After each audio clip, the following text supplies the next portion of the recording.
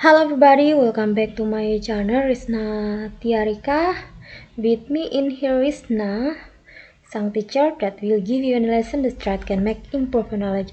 So everybody, di video kali ini kita masih membahas materi SMP kelas 1 semester 1, dan juga kali ini kita membahas tentang fungi atau jamur.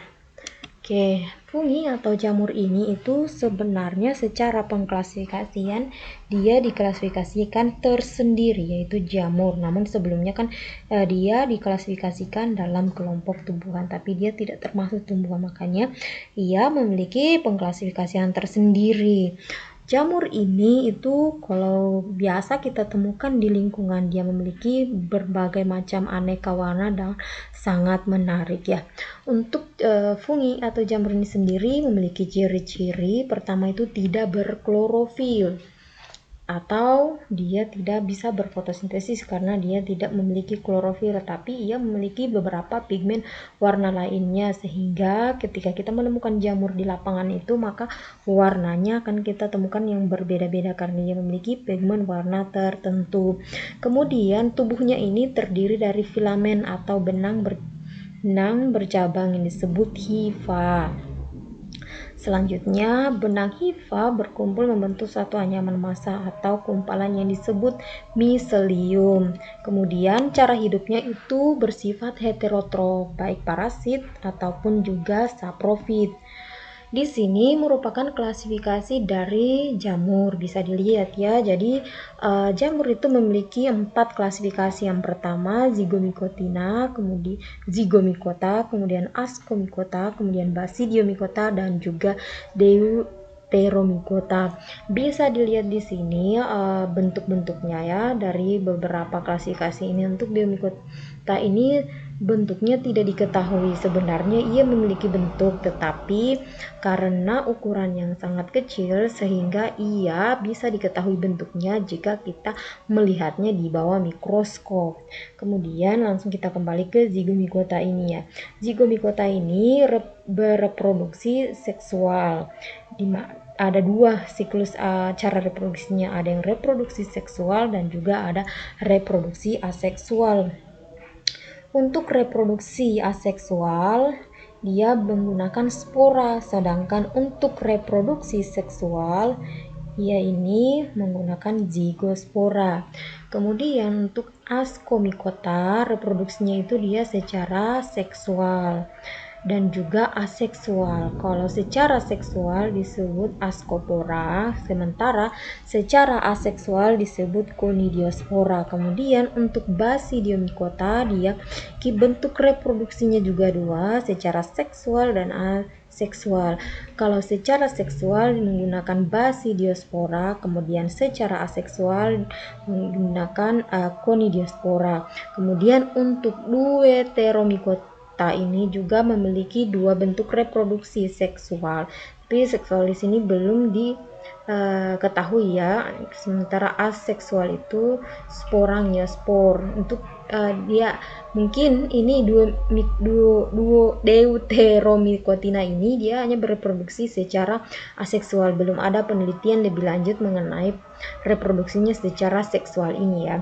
Kemudian untuk hifanya, kalau zigomicota itu hifanya senositik.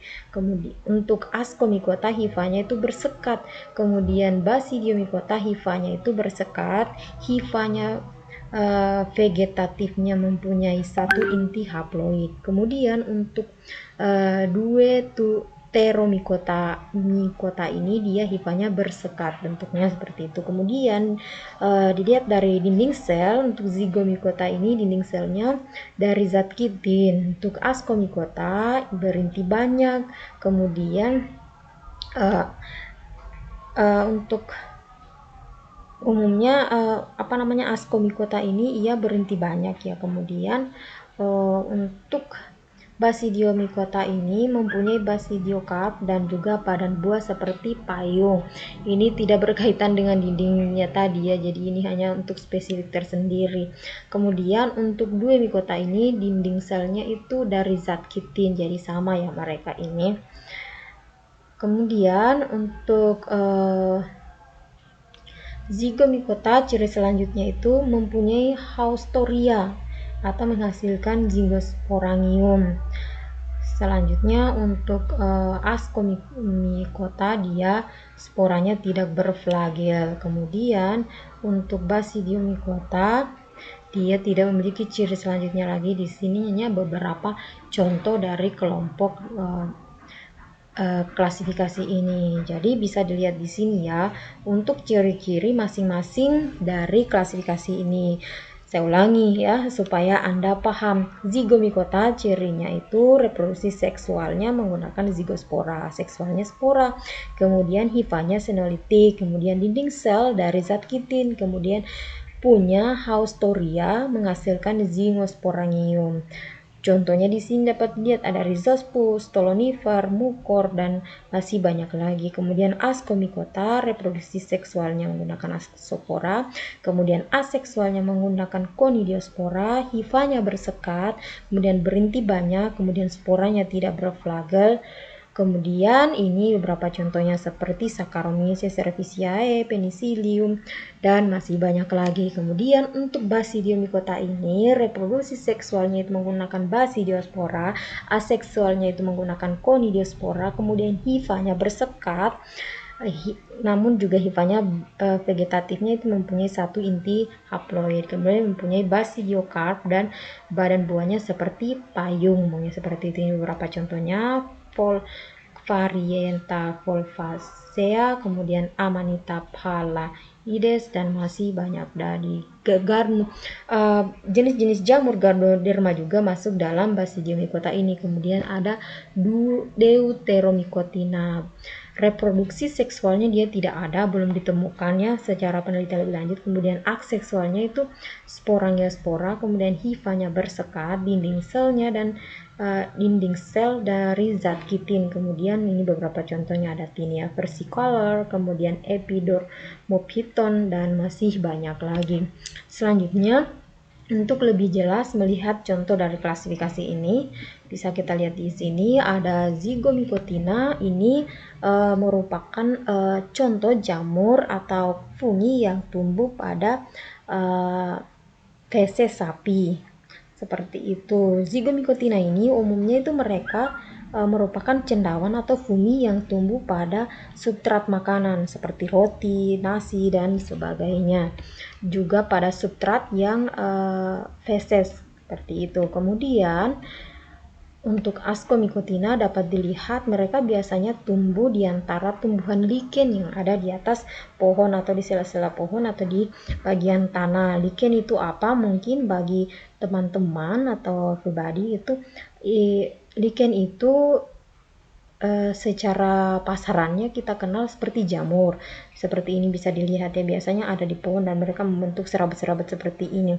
Itu biasanya kalian akan masyarakat umum mengenalnya sebagai jamur, tapi sebenarnya bukan jamur, itu adalah lichen. Kemudian juga tumbuhlah jamur seperti ini, mereka kelompok Ascomycotina. Kemudian berikutnya itu ada Basidiomycotina, ini kelompok jamur yang memiliki badan buah. Selanjutnya ini yang terakhir ya, Deuteromycotina. Ini bentuknya seperti ini, tidak bisa kita lihat langsung bentuknya, hanya kalau kita melihatnya langsung itu hanya bentuk-bentuk hifa saja atau tepung-tepung saja, kecuali kita amati di bawah mikroskop.